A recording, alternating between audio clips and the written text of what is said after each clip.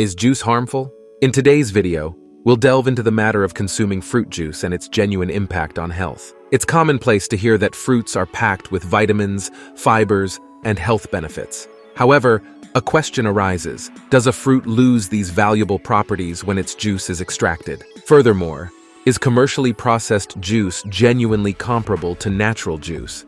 The potential for excessive sugar and calories in all types of juice raises the question of whether they may actually be detrimental to us. What type of fruit juice is customary in your household? Share in the comments. Irrespective of the choice, it's crucial to acknowledge that fruit juice, in one form or another, may not be as advantageous as commonly believed, commencing with supermarket carton juice, which deceives many individuals. The convenience and alleged benefits that brands persistently emphasize explain the prevalence of these juices in our meals. However, there's a secret that many are oblivious to. Have you encountered the term fruit nectar? This term may convey the impression of something natural and healthy, but in reality, fruit nectar is a product with a low percentage of fruit juice, supplemented with copious amounts of sugar and water to impart volume. Examining the ingredient list of a juice labeled as fruit nectar in the supermarket makes it apparent that only a small fraction of the available juices is, in fact, natural. When scrutinizing the ingredient list organized in descending order, we realize that what appears first contains more sugar than the juice itself. These products are low in nutrients and high in sugars when juxtaposed with natural juice. Some versions of fruit nectar even substitute sugar with sweeteners, but even when labeled as sugar-free, this doesn't guarantee the product is natural. It's paramount to comprehend this pivotal distinction between processed and natural juices to make more informed choices about our dietary habits. When analyzing the composition of processed juices, it's important to highlight that they often contain food additives,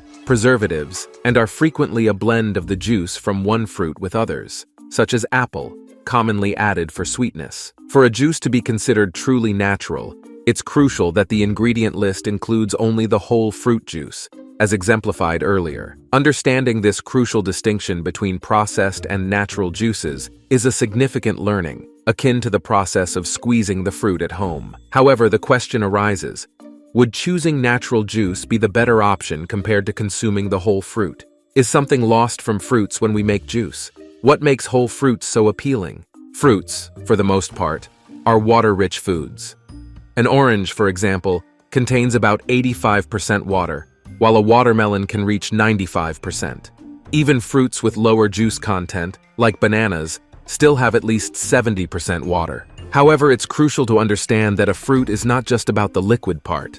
Looking at an orange, we can observe that the solid white part, known as pulp, is composed of fibers, a type of carbohydrate that the intestine cannot digest on its own. Despite the mistaken idea that consuming the solid part of the orange is harmful to health or can cause intestinal problems, the opposite is true. The fibers in the orange are digested by the bacteria in the intestine, serving as food for these bacteria and contributing to intestinal health. Furthermore, fibers play a crucial role in nutrition. They slow down the passage of food through the intestine, promoting greater satiety. Another important function of fibers is to slow down the absorption of nutrients, especially contributing to the reduction of cholesterol absorption. Fibers bind to cholesterol, facilitating its elimination in the feces. When we choose to extract the juice from a fruit, as in the case of an orange, we eliminate a significant portion of the fibers present in it. This results in a significant reduction in the time required to consume the equivalent of a whole fruit, since drinking a glass of juice is much faster than eating the fruit.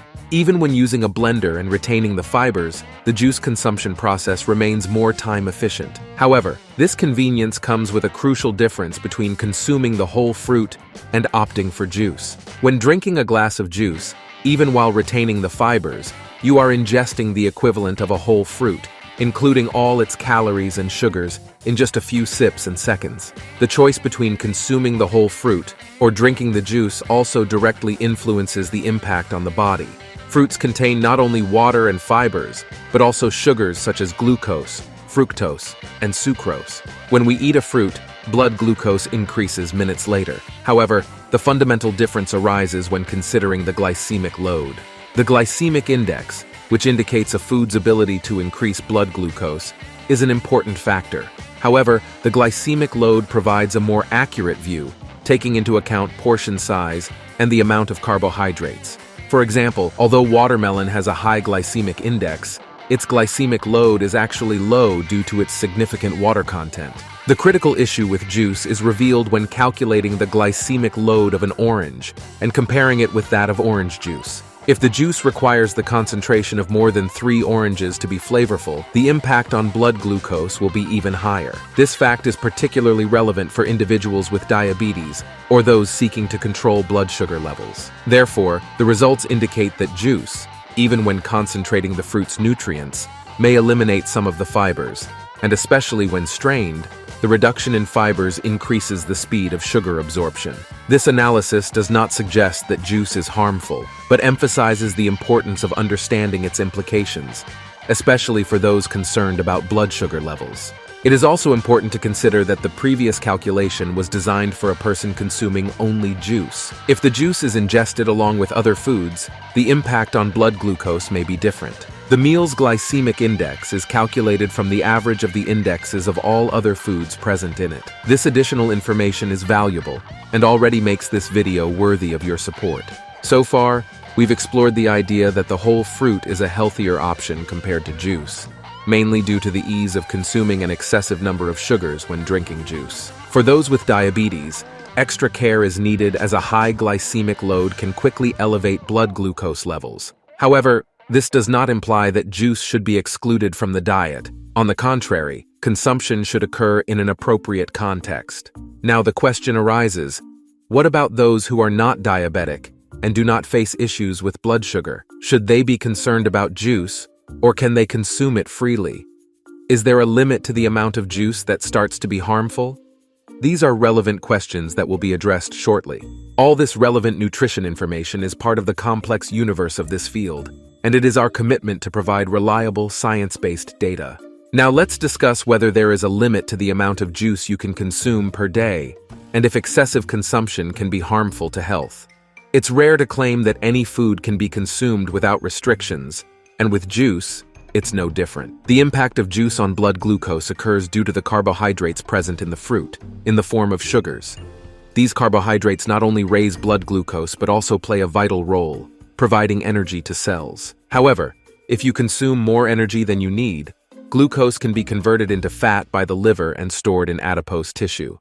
In summary, excess energy, or glucose, converts into body fat. It is essential to highlight that juice is not just water. It contains calories, and many of them.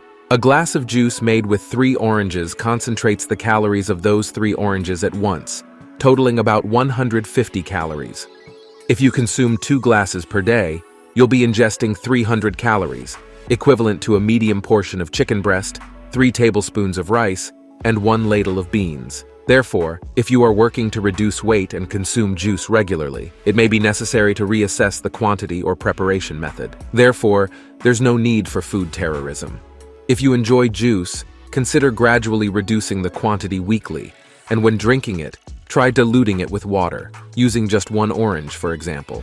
Avoid adding sugar, as this helps acclimate your palate to the absence of sweet taste and reduces the total calorie intake in your diet. In the context of children, it's important to note that the high concentration of sugars and calories in juice can contribute to weight gain in kids. Therefore, for children during the introduction to solid foods, especially before the first year, juice is no longer recommended.